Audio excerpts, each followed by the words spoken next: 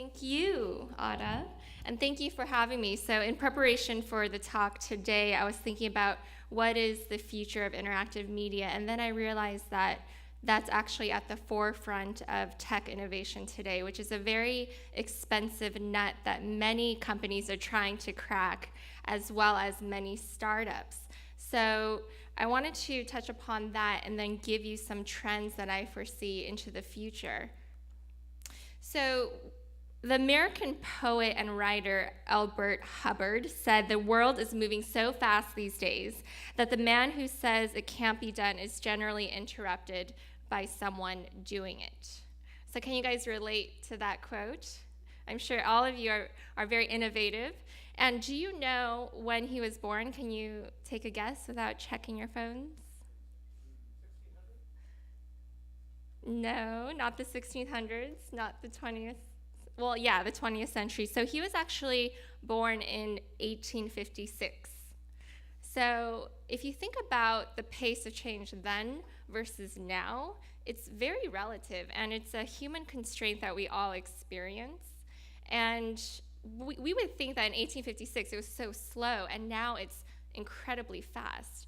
But actually, it's relative, and keep that in mind as we look into what we've achieved from the past and into the future. So in 1907, we had our first ever radio transmission. 20 years later, had the first ever television transmission. Now we have plasma 4K televisions, motion detection, TVs from floor to ceiling. And do you guys know when the printing press first came about? It was actually the 1400s. And comparatively now, we have tablets where we can read magazines and consume any content that we like. So actually, interactive media consumes everything that we do today. It's engulfed our society, from art, education, business, advertising, as well as television programming. So today, what I'm going to present are trends that I foresee into the future with interactive media. And the first trend that I'm seeing is that the audience holds the power. So in the past, we have been spoon-fed our media, where everyone would go home and they'd all watch the same channel at home, eating dinner with their family. But now we consume media wherever we want, however we want, and wherever we want on whatever platform that we like. And actually, that takes a form today in social media. So actually 16% of TV viewers are consistently watching TV as well as using social media at the same time, and that actually nearly doubles every year. And American Idol is actually a great representation of this. So they have over 72 million votes a day, which is crazy to me. And in addition, they've actually opened up their platform for auditions for aspiring singers to be on any social platform that they choose. So any aspiring singer can audition on a social platform and be voted on from there as well. So to me, that is amazing. And in addition, there is a new war being waged on the cloud, on the internet. So the war is over original content. So who will come out with the best original content, capture audiences, and then gain advertiser dollars. So if you think about what's happening today with Netflix, Amazon, HBO, Hulu, AOL has reality TV shows now online, and Yahoo, they're all fighting to create the best original content. Are you guys familiar with Aereo and what happened with them? So they were tapping into broadcast channels illegally, and the Supreme Court literally told them that they're operating illegally, shut down your business, and they're still in operation today with over 100 employees. And this is how real this war is. Another trend that I've observed is self-discovery versus custom curation. So in the past, it used to be that we had a struggle finding the information that we needed. And now information has been democratized by Google, by Bing, by Priceline, for example. But now we have so many choices. We have too many choices almost. So what do we do with that? And sometimes we're paralyzed by all of our options. So what we're doing now is there's a new era of personalization, recommendation, curation, and predicting what you need ahead of time. And we're using big data and analyzing that to predict what you need before you even know you need it. So Google Now is a perfect iteration of that for those of you with Android devices. And in addition, personalized, curated content in whatever form, whether it be media or products or any kind of household good, can now be curated for you by eBay. So eBay actually acquired Hunch for over $100 million, and they're moving into the space of predictive merchandising for you. In addition, Trunk Club actually got acquired by Nordstrom recently for over $300 million. And what they do is they take the hassle of shopping away from men and give them access to great fashion. So curation is something that is going to continue to grow because all of us are inherently either very lazy or we need more time, right? Another trend that I've observed is augmented reality. So if you think about Facebook's move to purchase Oculus, what was that about? Does anyone know why they purchased Oculus? It wasn't to give people ads, or maybe, who knows. But Mark Zuckerberg said that he purchased Oculus because he sees that it represents the next era of computing beyond mobile. And Nplug is approaching that as well, so I'll touch upon that a little bit, and we call it public computing. But with Oculus, I wanted to point out that you could actually visit any country from the comfort of your own home.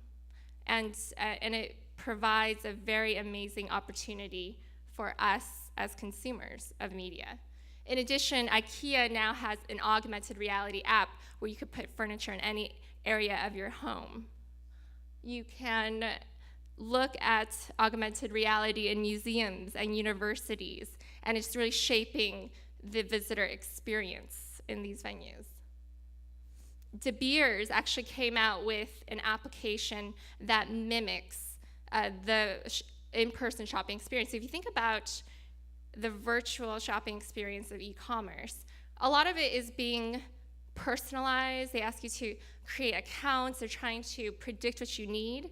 And here, they're actually allowing you to try on products, try on jewelry, and mimic the in-store shopping experience as much as possible to save you time. Another trend that I'm observing is wearable technology. So this is the fusion of big data being gathered from our bodies, essentially, and being analyzed, and it's all making us faster, stronger, smarter, and most likely healthier.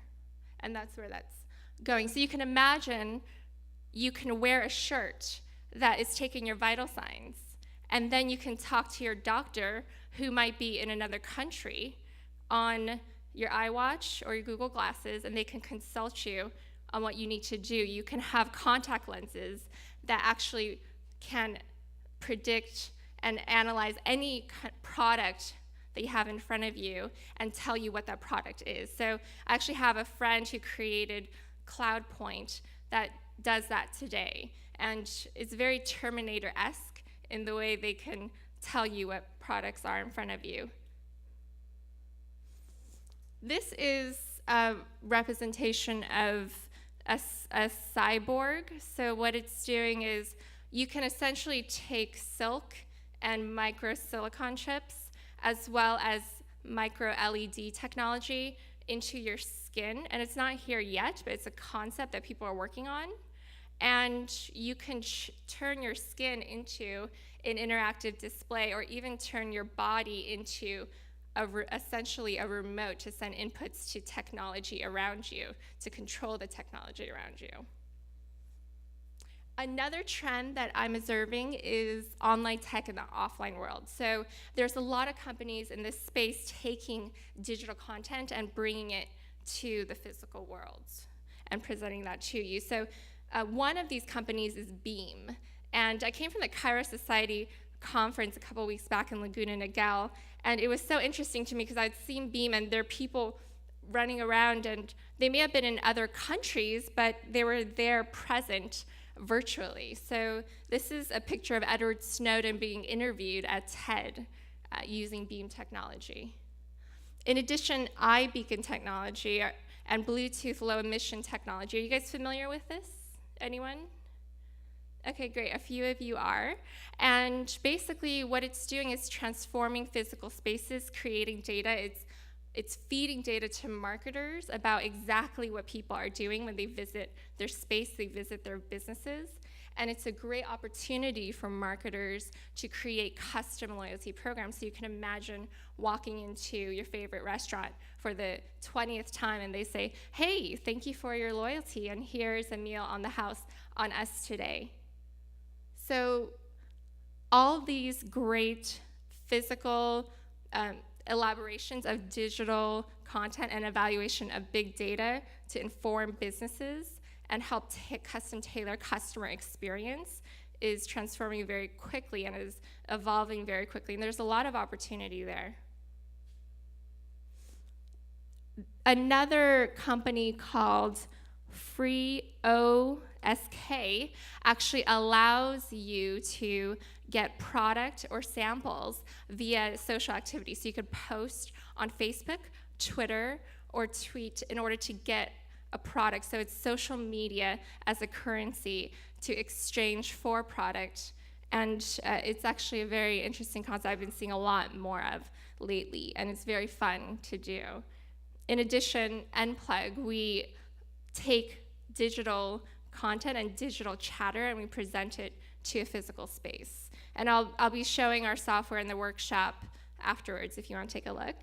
In addition, Amazon, in their app, they release the ability to be able to recognize any product at any store and then be able to give you data on that product immediately. And it's part of the Price Checker app. So just a little bit about Unplug. We are the fastest growing digital signage software company, and we entered the industry through our live social media feeds.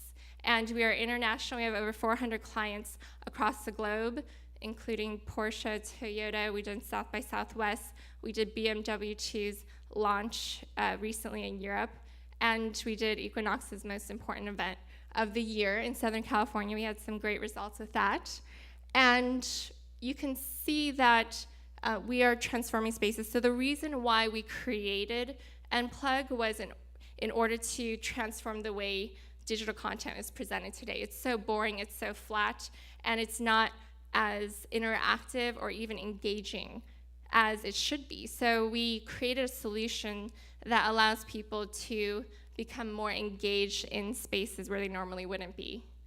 And we are evolving from, if you think about the history of computing, in the past it was more personal computing, and then it moved to mobile computing, and now we're moving to a new era. Mark Zuckerberg might think it has to do with Oculus, but we think it has to do with public computing. So it's taking a space and everyone collaborates together in a space, and we're allowing that to happen through our software. So we actually have a platform of applications. We're much like an Apple TV for business, and our applications can apply to nearly every business vertical. So if you think about it, we're in restaurants, hotels, malls. We're delivering great holiday experiences for malls, some of the biggest names, and we're extremely excited. We're incorporating touchscreen technology as well in our applications.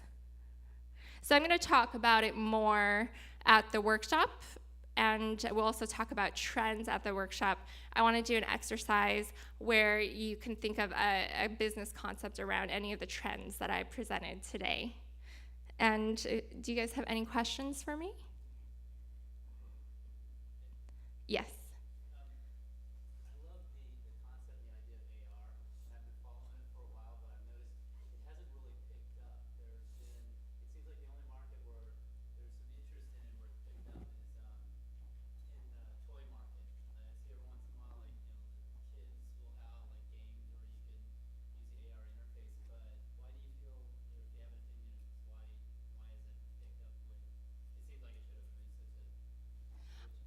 I think the reason why it hasn't picked up as much is because the engineering around it is so complex that there's just so few people that understand how to create it. And I think that it's kind of like Netflix when they had the $1 million competition for the person who could create the algorithm to make the recommendation engine stronger. And yet they never implemented that. They spent $1 million, and the reason why they didn't is because the dollars and cents didn't add up for them. They calculated how much it would cost them to engineer that, and they decided not to go through with it. So I think at this point it's more of a cost-benefit analysis, and someone has to take the risk of investing all of that money into that technology and find the right people to create it.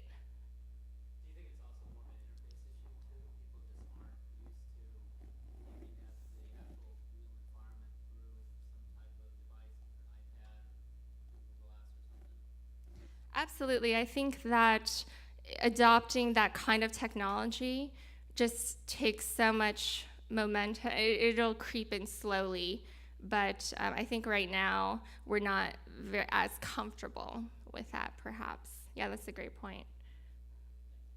You're welcome. Anything else? Any other questions?